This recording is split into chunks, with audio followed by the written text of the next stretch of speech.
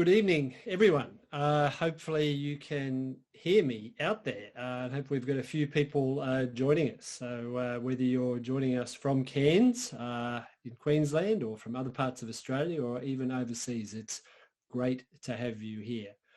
My name is Tony Park. I'm the author of 18 thriller novels set in Africa, including my latest, Last Survivor, which I'll be talking about a little bit later on. If you haven't heard of me or read any of my books, then I will talk a little bit about my background and how it is that me, an Aussie, came to be writing books in Africa. And if you are aware of me, then you may have seen on my Facebook that I've also promised to talk about something new tonight. I have been involved in another book, which is due for release next week. In case I forget later on, I'd like to give a couple of thank yous. Thank you very much, first of all, to Cairns City Libraries for having me here on this online talk. Of course, like all of us, my world was thrown into disarray with the advent of the coronavirus, and I actually had about a month's worth of touring planned around Australia to coincide with the launch of Last Survivor in July. And then later in the year, around about now, I was going to be in South Africa, which, as you may know or may learn soon, is my other home. My wife and I live half the year in Australia and half the year in Africa, specifically in South Africa. And by now, I would have been touring around South Africa talking about the book. The great irony and interesting fact is that the very first library that I was scheduled to talk at way back at the start of July was Cairns Library. I had spoken to Cairns Library before and had a wonderful reception from all the staff there, thanks to a reader of mine who specifically asked if the library would accommodate me to do a talk on a previous book, which I did, and we had such a great response that I was very keen to go back. And I should have been in Cairns at the beginning of July, so it's nice to be here. And I guess in a fitting way to close it off, this is probably the last online talk that I will be doing for Last Survivor, which has been out now. I would like to say a thank you to the Cairns Bookstore, which is has been promoting this event as well too, and Last Survivor and another book that I'll be talking about a little bit later on are available at the Cairns Bookstore, and I'm sure they would love to sell you a copy, and if you are a patron of the library, they will have these books in stock that I'm going to be talking about for you tomorrow. Most of all, most importantly, thank you for joining me wherever you're from. If you haven't heard of me and you've just tuned in out of interest, or you're a supporter of the library, I do write novels set in Africa. How, why, I don't know. All I know is from the time I was a very small boy, the only thing in life that I wanted to do was to write a book. My mother had got me reading at a very, very early age and encouraged, or rather passed on her love of reading to me. So from as far back as I could remember, I was reading. And my mum had been a very strong influence in my life. And although I don't have kids of my own, I do firmly believe that the greatest gift that any parent or grandparent can give to a child is a love of reading. I'm very pleased to report, as an aside, that there may be very few positives out of this whole coronavirus thing, and many people have been profoundly affected. But if there's a little ray of good news in this, I can report that certainly here in Australia is that people have been returning to reading. My book, Last Survivor, which I'm quite proud of, don't get me wrong, but I do not think it's radically different from the previous 17 books I've written. As it turns out, has sold about 30% more copies, 40% more copies than the previous book, Ghosts of the Past. And that's not, I don't think, down to the book itself.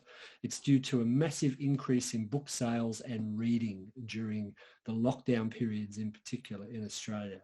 So I'm pleased to report that at least reading is gaining something of a resurgence during these tough times. And I have to say, I think that's a great thing. Since the book came out in July, when I would have been launching it in Cairns, the book made it to number 8 overall in Australia. It made it to number 3 in Australian fiction. And I'm very pleased and slightly proud to say that in South Africa, it made it to the number 1 spot in adult fiction for a couple of weeks there, and is still doing quite well, I believe. So thank you very much to everyone who's bought a copy. And thank you very much if you support your local library as well too. Libraries are incredibly important to authors in Australia. So how did me, as an Aussie, start writing books set in Africa? Well, like I said, I don't really know. As I said, the only thing I wanted to do in life was to write. Particularly and specifically, I wanted to write a novel. But like everybody, you know, I had the whole life's worth of experience, I think, to go through before I even got a chance to start writing properly. It's not something you can just do, wake up one day and say, I'm going to be a writer, because it's a little bit of a risk, particularly if you have your sights set on making writing a job. But I think, and I've learned over the years, that it's good to have a little bit of life experience under your belt. I wasn't very good at anything else at school other than English. So I had my hopes pinned on doing something with the written word. When I left school, I went to university. I didn't do very well there. I dropped out after a couple of years. And I got a job at a local newspaper in Sydney. And I really took to that. I loved it. I love writing. I don't usually talk too much about it tonight, but I'm going to talk a little bit tonight about another book, as I mentioned, and it's a non-fiction book, another 2 non-fiction books that I've written. And I do think that my time as a journalist working around Sydney on local newspapers, covering police rounds in courts and local politics, and later working as a journalist in England, which I did a few years later after that, have helped me in the business of writing non-fiction. If there's anybody out there who's interested in writing, I'd be very interested in any questions that you have about the process of writing, whether it be fiction or non-fiction. So during the course of the talk, do please feel free in the comments section to shoot a few questions at me. It certainly makes it a lot easier for me doing the talk. And there's a lovely lady by the name of Renee behind the scenes who will be sending those questions through to me. So I'll be able to have a look at them as we talk. So I worked as a journalist for a while. I had this dream of writing a novel, but I also had to make a living and work. I met a girl, I got married. I left my job in journalism to work for the New South Wales state government as a press secretary, as a media advisor for a few years. Went back to journalism for a little while, worked in public sector public relations. But burning away inside of me, at the back of my mind, and I think more importantly here, was this desire to write a book. And as I said before, and if there's anybody out there who's interested in writing, you know it's not that easy to just wake up one day and say, I'm going to write a book now. It takes time and it takes effort.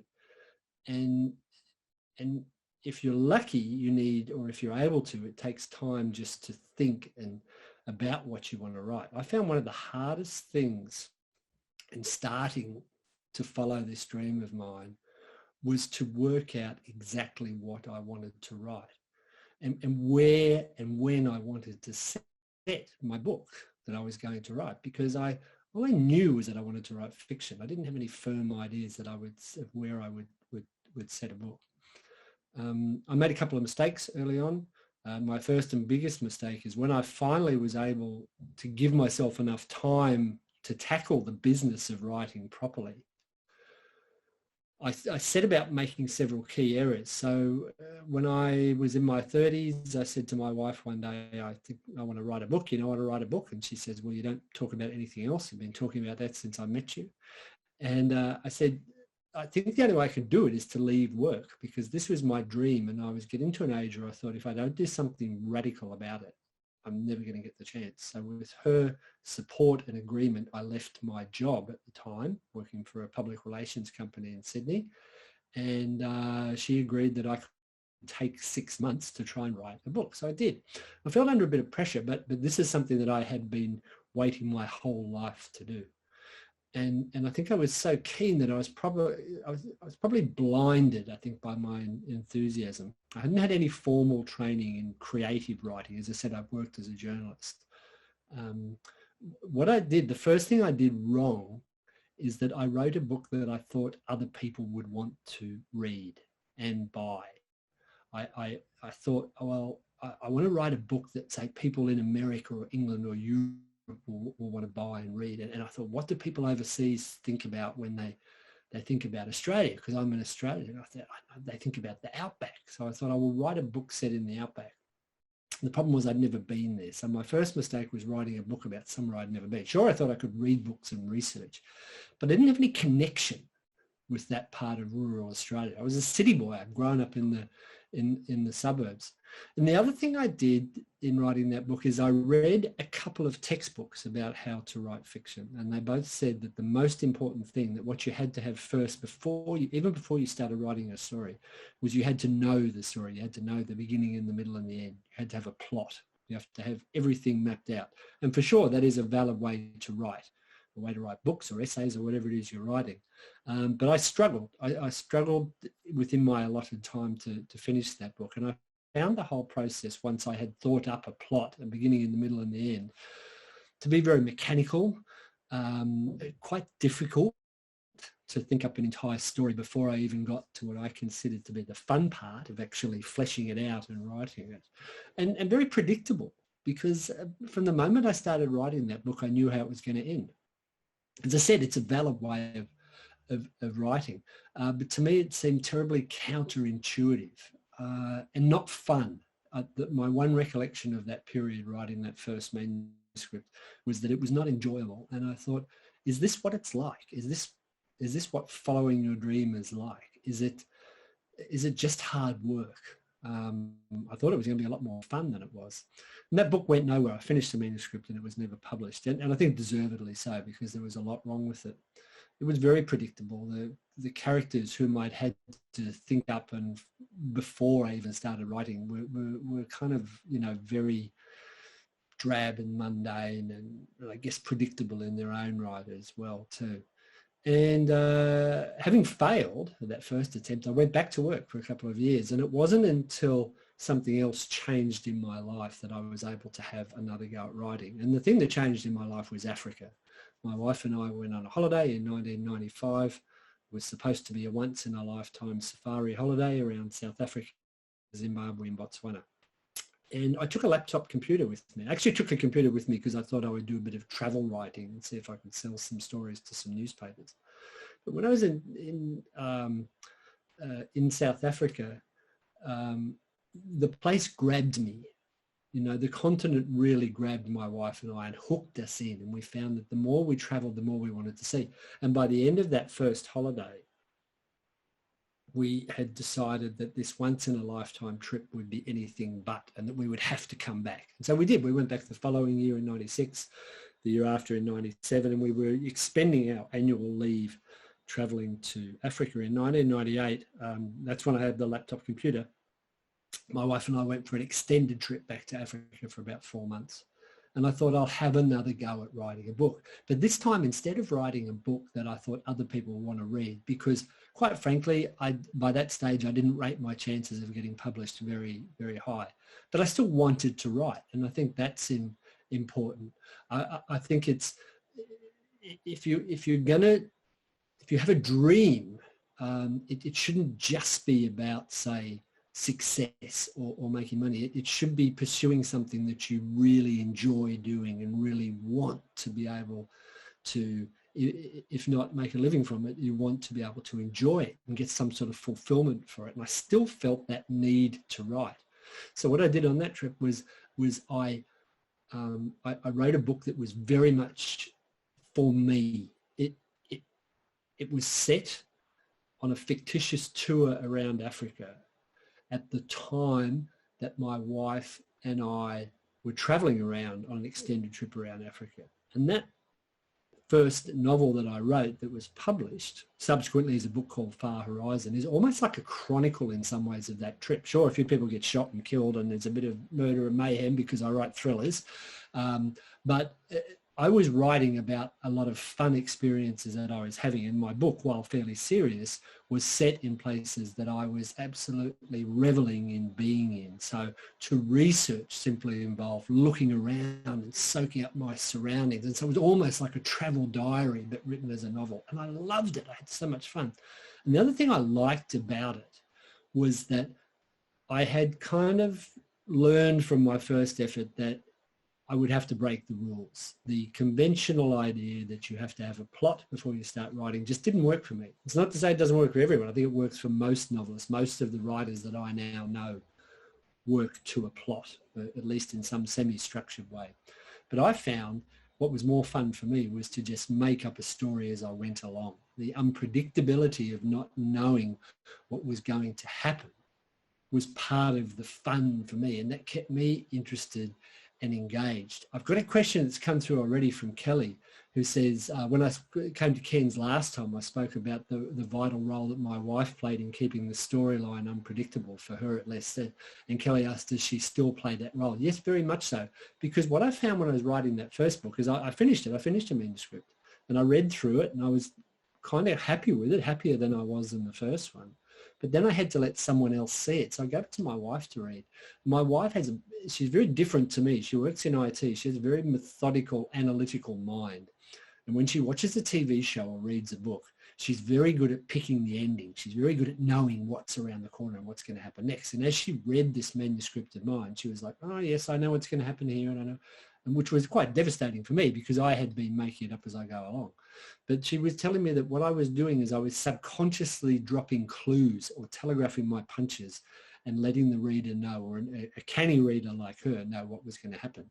So with her help, I was able to edit out some of those things that I had inadvertently slipped in there. So she still plays that role. She's reading the manuscript now of a book that I'm writing for next year. And she's already picking up quite a bit of stuff that I wouldn't have expected her to pick up at this stage. But that's why we work quite well together as a team. So she is my first reader always. And yes, Kelly definitely helps me to make the books unpredictable, because even though they're kind of unpredictable to me while I'm writing them, she says that I am, in the first draft at least, dropping little hints about what happens. So I wrote this book set on an extended trip about Africa, and it is leading to what I want to talk about today, my other big announcement. But I found that worked for me. Traveling around Africa, drawing inspiration, and just collecting information from our travels and basing the books on current affairs and issues that I was learning about. So of my 18 novels, they reflect my wife and our ongoing experiences in Africa, because we kept traveling every year, kept going there backwards and forwards, spending increasing amounts of time on the continent. And it culminated with us spending 6 months of each year in Africa from about 2004, when my first book was released and published by Pam Macmillan. And we still, to this day, usually spend 6 months of the year in Africa, and we have a house in South Africa, which we use as a base. But of course, things are upside down for us now. I'm in Sydney and have been in Sydney since January. I haven't been away from Africa and my African home this long since 2002. That's a point in my life that I'm going to talk about today, because the last time I was away for Africa for this long, I was in Afghanistan. I was in the Australian Army Reserve for 34 years. I finished up a couple of years ago. And without a doubt, the most significant thing that happened to me in my career in the Army was being sent to Afghanistan in 2002 as an Army Public Affairs Officer, where I worked with our Special Operations Task Group, doing media support for them and looking after the public relations side of things. It was an incredibly momentous time in my life for many reasons. Not only was it kind of the high point of my military career, I had sent that first African book that I had written off to a publisher before I went to Afghanistan. The publishers came back to me, my publishers being Pam Macmillan, and said, we quite like this book, but it's going to need quite a bit of work, which is fair enough. Would you be prepared to take on board some advice from us and have another crack at it, have another go? And I did, and so I took on board all their criticisms and their advice, rewrote the book, large sections of it, sent it back into them, and then after sending it into them, I was given a call from the Army and from one of my commanding officers, and asked if I would like to volunteer to go to Afghanistan, which is the way it used to happen. So I said, yes, I would like to volunteer to go to Afghanistan, and off I went. I didn't even tell the publishers that I'd gone. And so they, like me, were a little bit surprised when they emailed me in July of 2002 and said, we've got good news, we're going to publish your book. And I said, that's great news, I'm in Afghanistan. And that took them by surprise a little bit. So that first book, Far Horizon, I got the word that it was going to be published in 2002.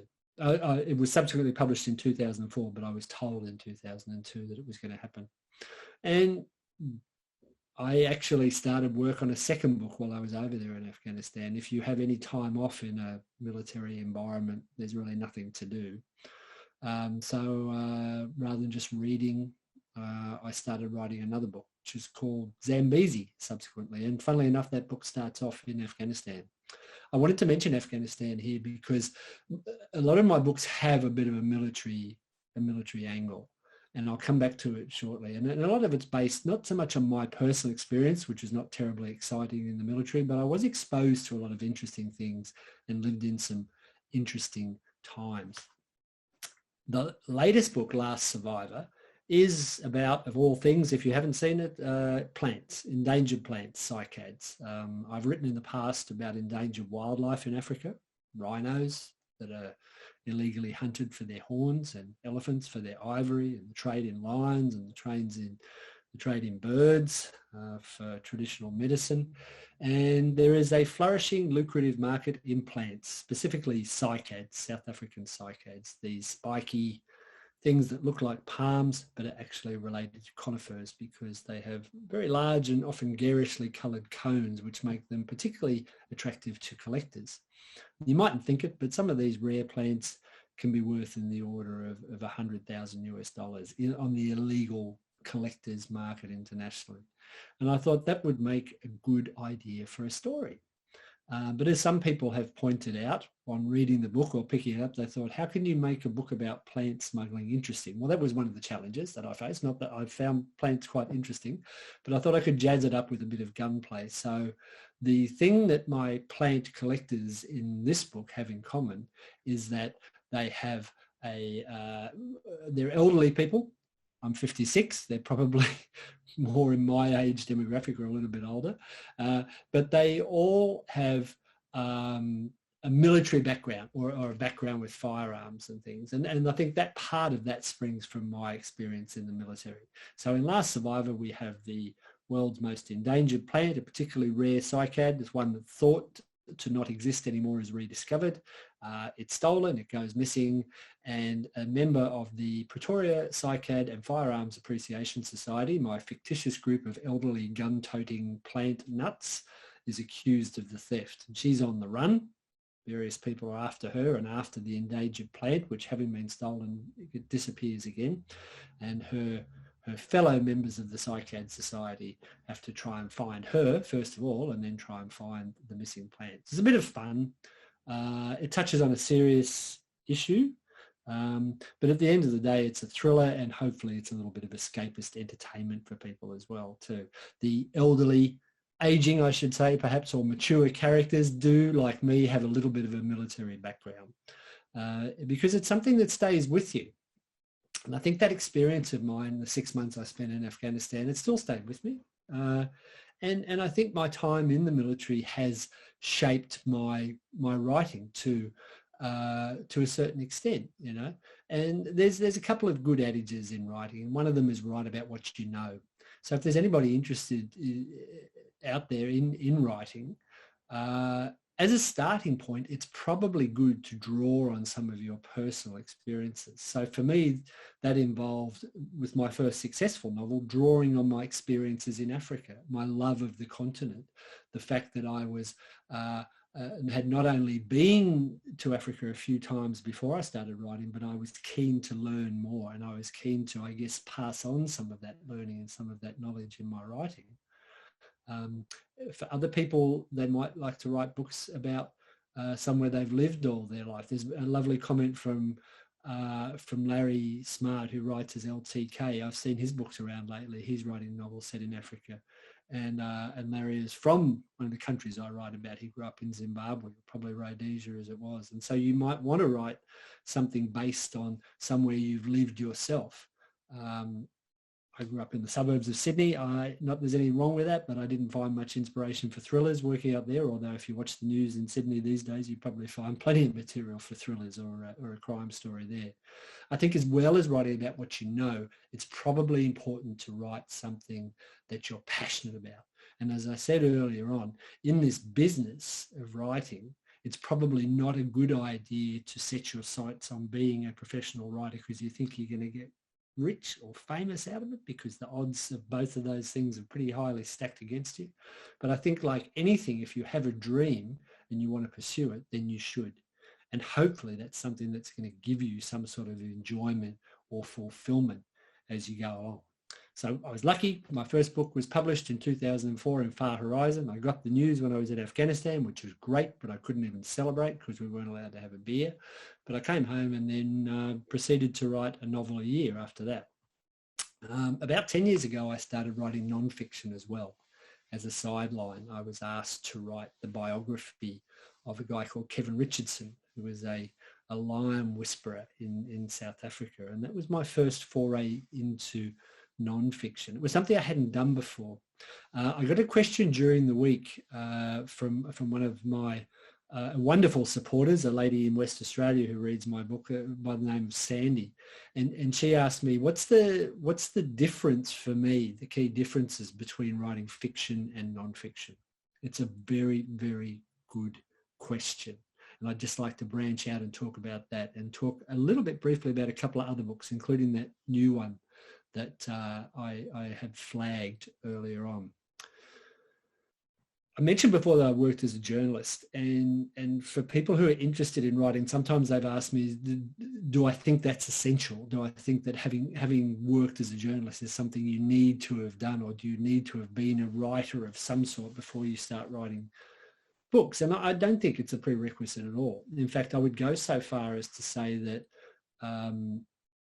having worked as a newspaper journalist was possibly more of a hindrance in writing fiction than if I had, say, studied creative writing, because they're two very different types of writing. Newspaper writing is very spare, it's very sparse.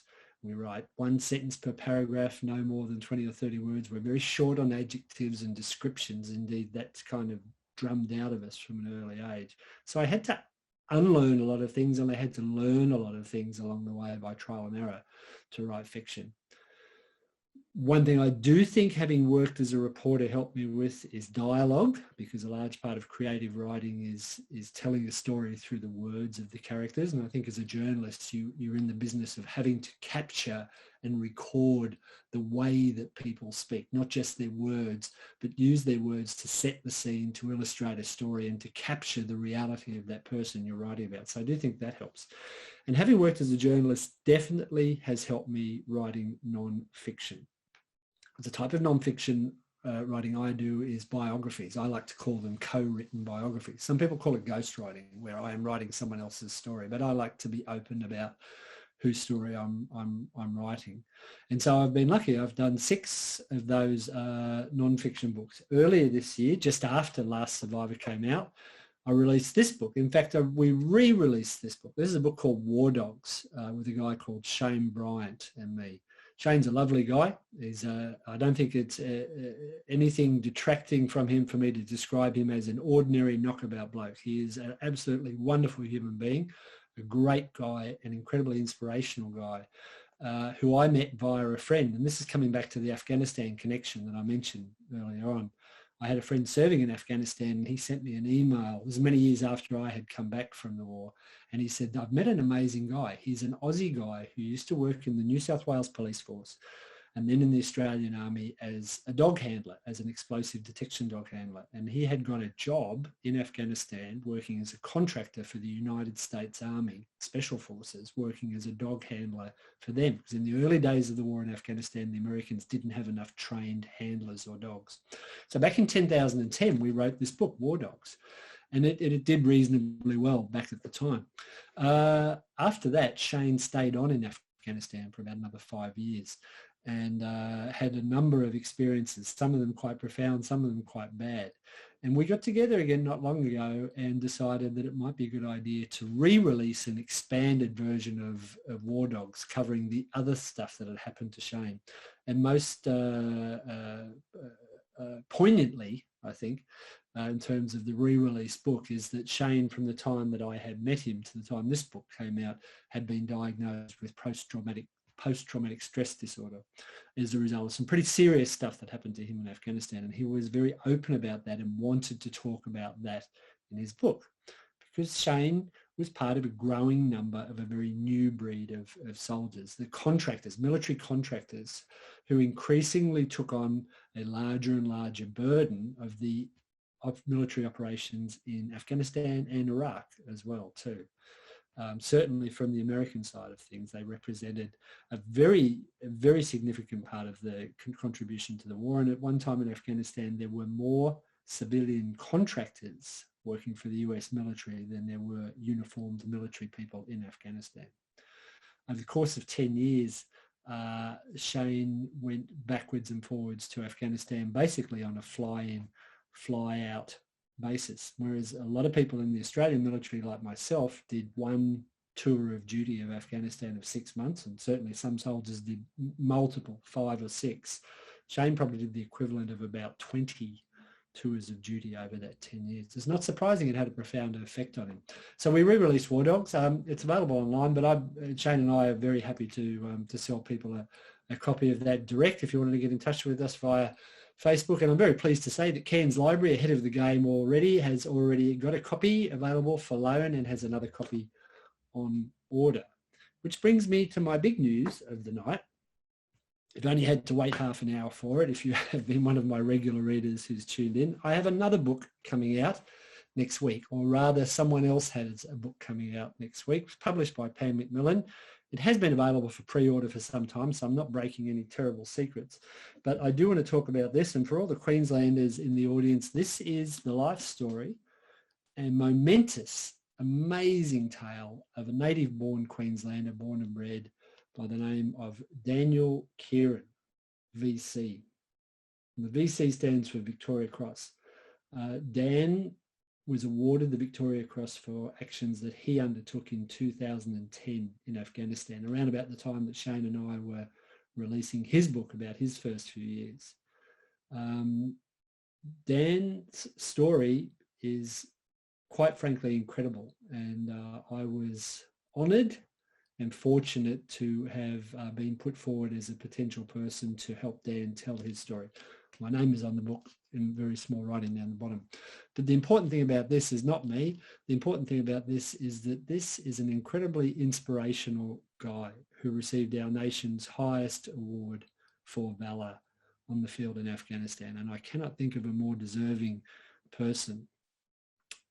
It's not just a military book. Courage Under Fire, Dan's story, is very much a story about Dan's life and what led him to this fateful day in Afghanistan in 2010 when he performed some quite amazing feats that resulted in being presented with the Victoria Cross.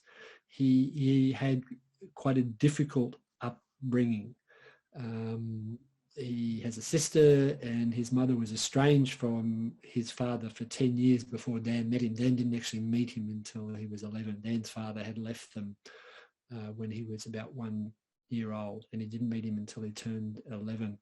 And the return of the father had some quite profound effects on their small family. He uprooted them from where they had carved out quite a nice life at Nambour on the Sunshine Coast, Maroochydore on the Sunshine Coast, and moved them up into fairly rugged wild country in Queensland, up west of northwest of Bundaberg, where they lived quite an amazing, very basic, tough life out there in the bush. I don't want to talk about it too much because there's an awful lot in the bush, but Dan grew up for the first 10 years of his life without a father.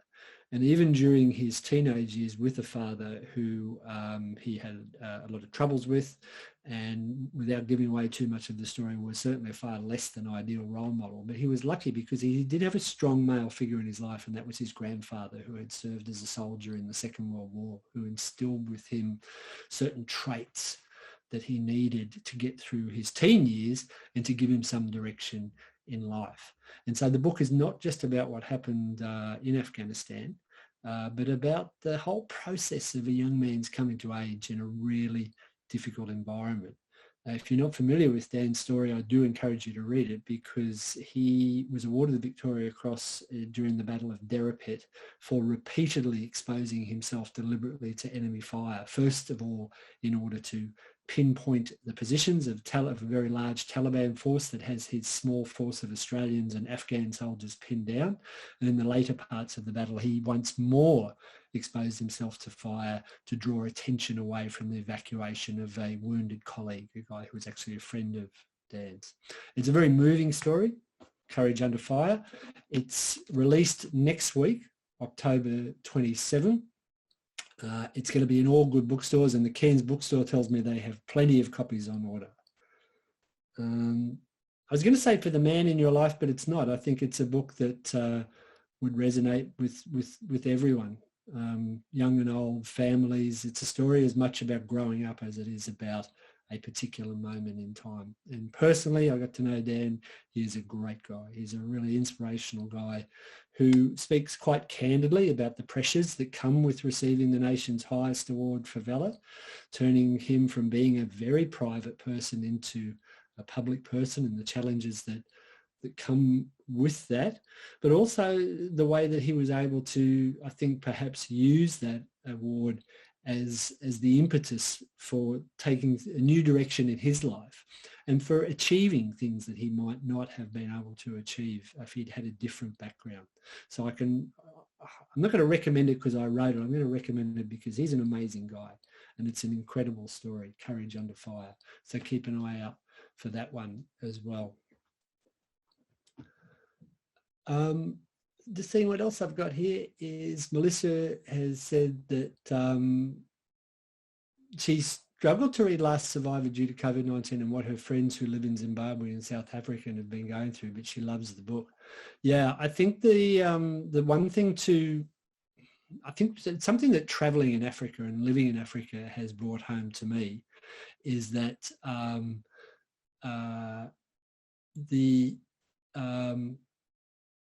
we're all in this together, as they say, and it's affected all of us in some ways, but it's certainly affected other places and other people and other countries a lot, I think a lot harder than it has in Australia. I'm not trying to downplay what's happened in Australia, but I've been keeping an eye on the news in South Africa, and people are doing it particularly tough, particularly because they don't have the same levels of support that we've been lucky enough to have in Australia. But the interesting thing that I've also been watching and noticing in other parts of the world, in South Africa and Zimbabwe, is the way that people are rallying to help each other as well. We've seen that in Australia, but we've seen it in South Africa, I think, even more importantly, because it's even more needed, this sense of community and this need for us to come together. So hopefully, if there are other good things to come out of this time, other than an increase in book sales, it's an understanding of the importance of community and the value of something that I've been keen to talk about in previous talks that I've given about books and about my travels in Africa, is the incredible resilience of people and that thing called the unidentifiable, unquantifiable essence of life, the human spirit, the ability of good people to come together in the time of crisis, whether it's a pandemic, whether it's a bushfire, whether it's in terms of strife or political issues, poverty, the ability of good people to come together at grassroots to find solutions to problems.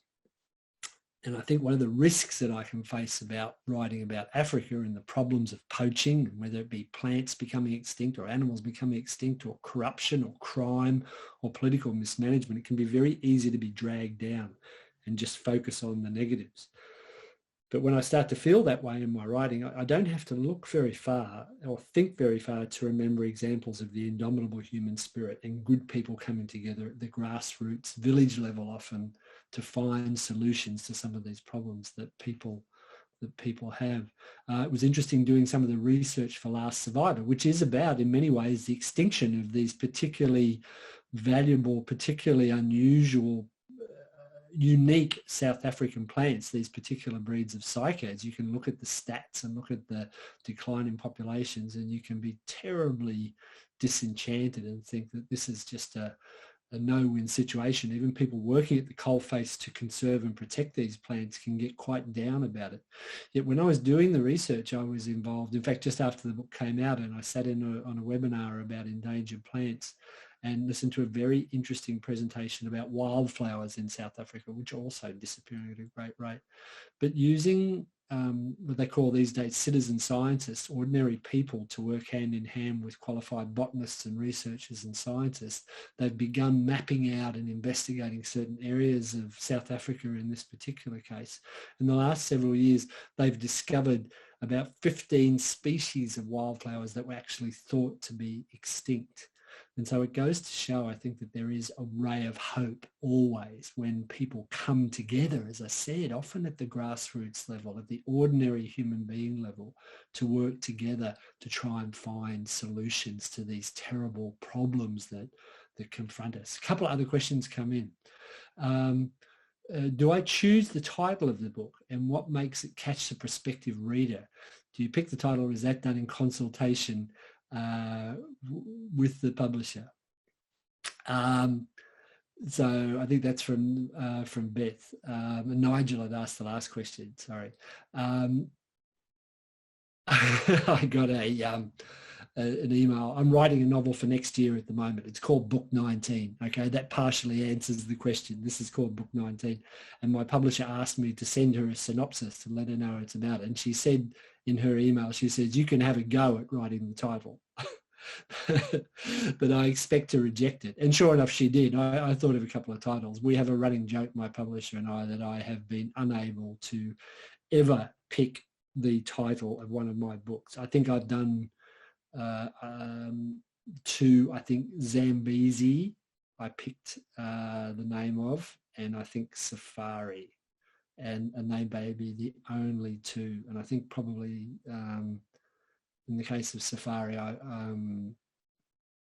kind of prompted her and I made her think it was her idea. I hope she's not watching this, but anyway, no. So I don't. I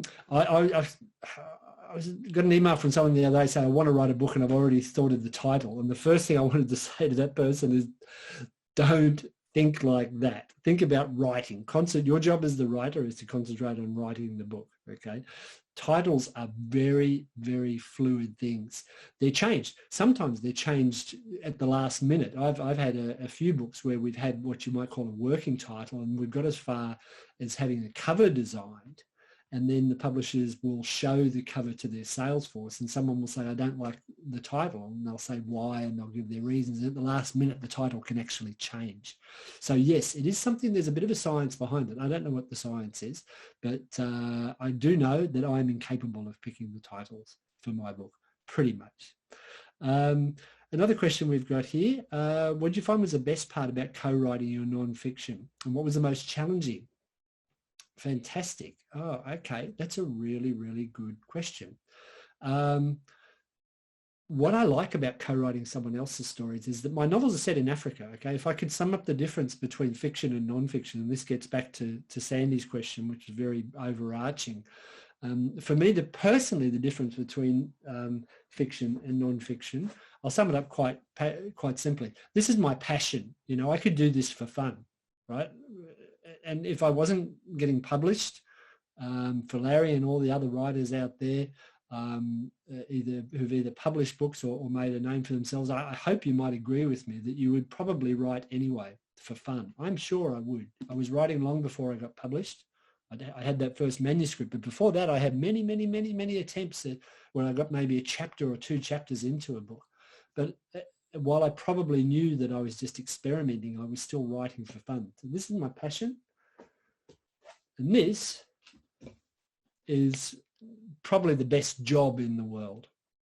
If I could think of the ideal job where I would have to go to work, it probably wouldn't be journalism. I worked as a journalist, as I said before. I enjoyed it, but after a few years, I had kind of worked out that it probably wasn't for me in the long term. And I think probably because I wasn't that good at it. And I'll say not that good at it. I don't want to sound immodest or modest or whatever. I loved writing, and I still do. It's my passion. I don't think I was a very good reporter. I don't think I had the instincts or the aggression or that kind of foot in the door mentality to pursue and dig and maybe even harass, to get a story. I was not a foot in the door man. I was never going to be on a current affair and probably never be on the Daily Telegraph or the Courier Mail. It's not to say there's anything wrong with those jobs, but it takes a certain skill set. I liked writing. So unless I could find a job as a feature writer, which are even harder to find, or a travel writer, which are almost impossible to find, I had to find something else.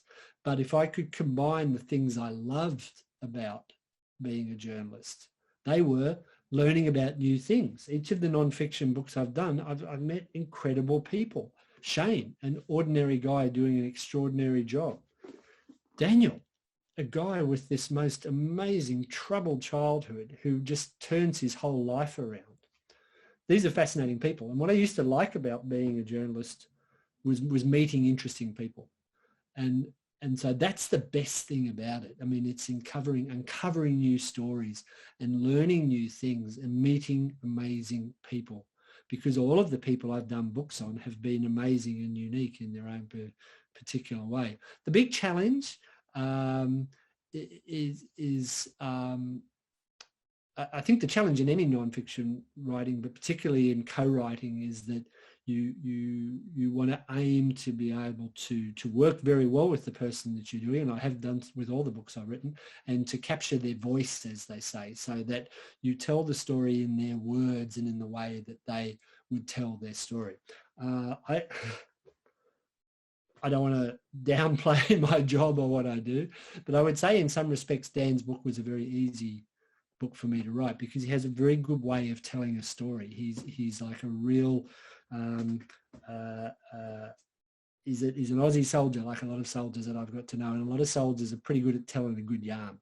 And Daniel is an articulate man who's able to tell his story very well, and that made my job a lot easier. Sometimes you have to work a little harder at it. Sometimes people are maybe a little closed, a little reticent, but that's just part of who they are, and I think in some way you have to capture that. So yeah, I think that is the challenge in that type of writing. Yeah, Larry's just made a comment which I think touches on some of the stuff that we've covered before. Writing is fun if you write for yourself. Writing for a market is hard work. And so the advice I would give to anybody who's interested in writing is write for yourself. I do. And some people like my books and some people don't like my books. And it kind of, I won't say it irks me. I get a lot of great feedback. I get a lot of really good feedback. But sometimes I'll be at a book launch or someone will send me an email and say, you know, you should have done this. And I said, well, it's too late. The book's published. It's out there. And you know what? I liked the book in the end because I was writing it for myself. You know, if someone else likes it, I think that's a bonus. It might sound a bit selfish, but I think if I was sitting at home here writing my next book thinking, now what would someone in England think if I wrote this? That's not coming from me. That's me trying to second guess the market or second guess the readers. So I think it's not being honest with myself. It's not to say that I don't have to check myself.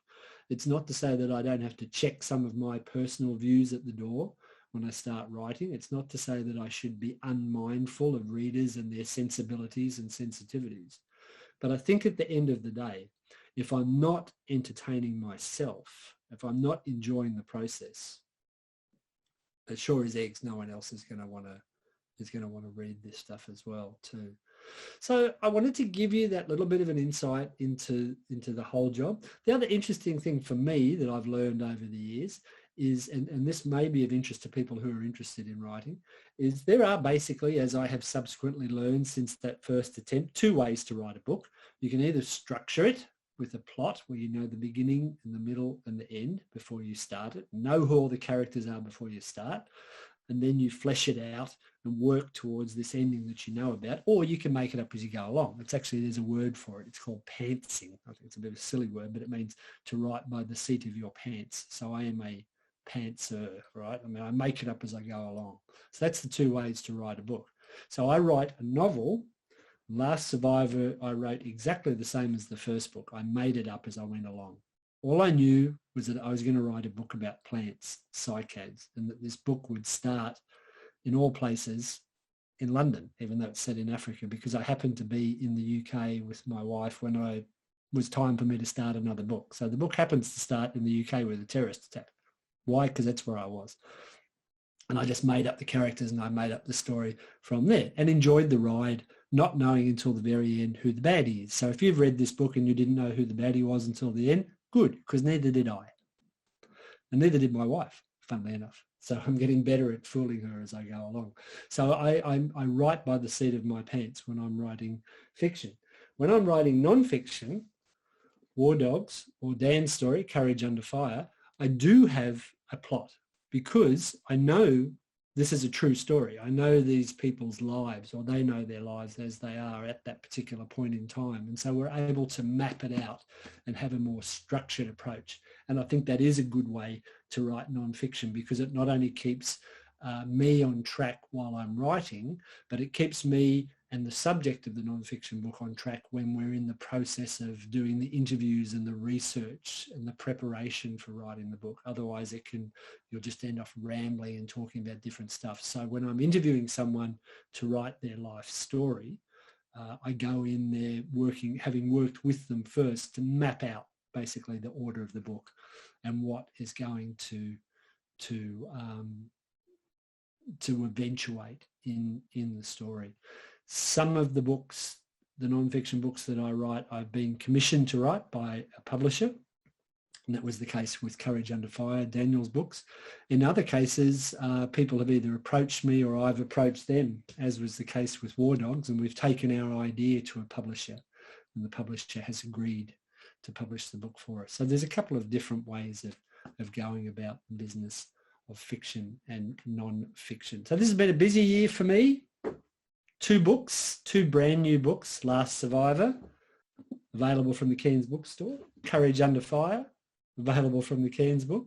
And also, as if I wasn't busy enough, because I had kept myself busy during the COVID period, Shane and I were able to re-release an expanded and updated version of War Dogs. And this is still one of my favourite non-fiction books. I think one of the things that I like about these 2 guys, Shane Bryant and Daniel Kieran, is that these are ordinary Australians who have done, in their own particular way, each of them extraordinary things.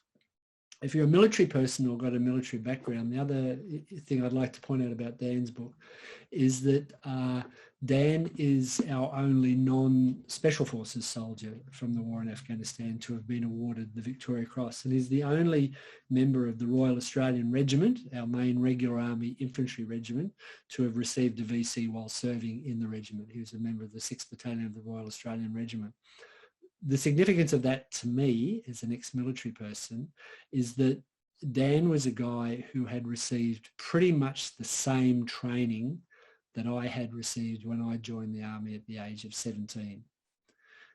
And it's good and inspiring to know that someone from, as you'll see in the book, a very humble beginning, who had received the same basic training as any other person who joined the Australian Army or the Australian Defence Force. He had quite a bit of experience prior to his second tour in Afghanistan. He'd already been to Afghanistan and Iraq, but he was kind of one of us, one of the ordinary guys who did something really extraordinary. So for that reason alone, I would commend the book to you to see, and War Dogs, to see how ordinary Australians have been able to achieve some pretty extraordinary things.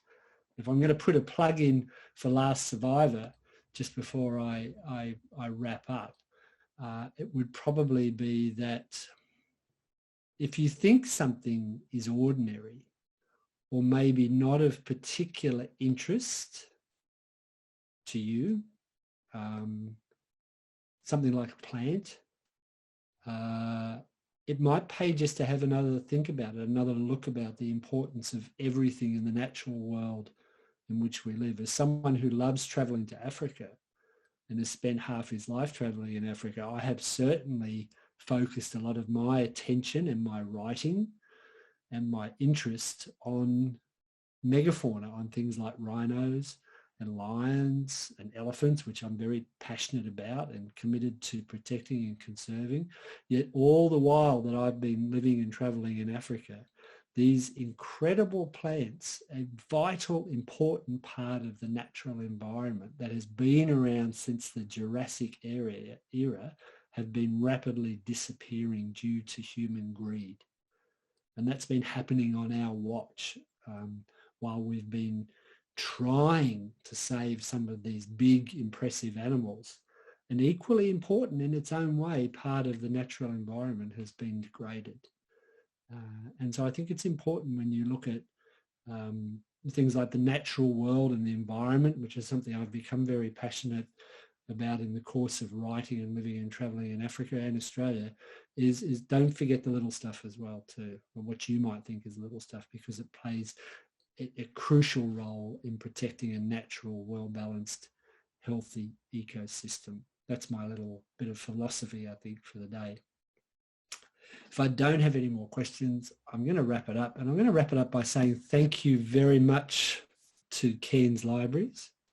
Thank you for inviting me to talk at the library, because remember, as I said earlier, this was going to be the very first talk on my Round Australia tour to promote Last Survivor, and through no fault of their own, Cairns Library was probably the first ones to cancel, I think, because very early on when we were all in lockdown, they knew it wasn't going to happen back there in July.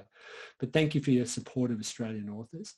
If you're one of my Australian readers, please, I hope that you realise how lucky we are having such a fantastic public library network around our country. It's the envy of many, many parts of the world to have such a well-resourced and progressive, community-based organisation as we do with our libraries. There's an interesting point of view. I'm sometimes asked, is it a problem if I borrow your book from a library? No, it's not a problem, because in Australia, authors are given some compensation based on the number of estimated borrowings of their books from public libraries under a scheme called the Public Lending Rights Scheme. So I get a little bit of money each year from the federal government based on the estimated number of people who have borrowed my books from the library. So please don't feel bad about that. But please also remember your local bookstore. Thanks very much again to the Cairns Bookstore for promoting this event, and they probably would have been there hopefully on the night if I'd been talking at Cairns Library. It's always great to support your local bookstore, and I hope they're doing okay at the moment. If you're in South Africa and you helped propel this edition of Last Survivor to #1. Thank you so much for your support, no matter where you're joining me from, whether you've read my books or not. If you're interested in reading and you're interested in writing, then I think we've all got a lot more in common than we probably know. And it's been great having you along. I hope you've enjoyed tonight. I hope you continue to support books in your bookstore and your library. Thanks very much. And I'm going to say good night unless there's any more questions.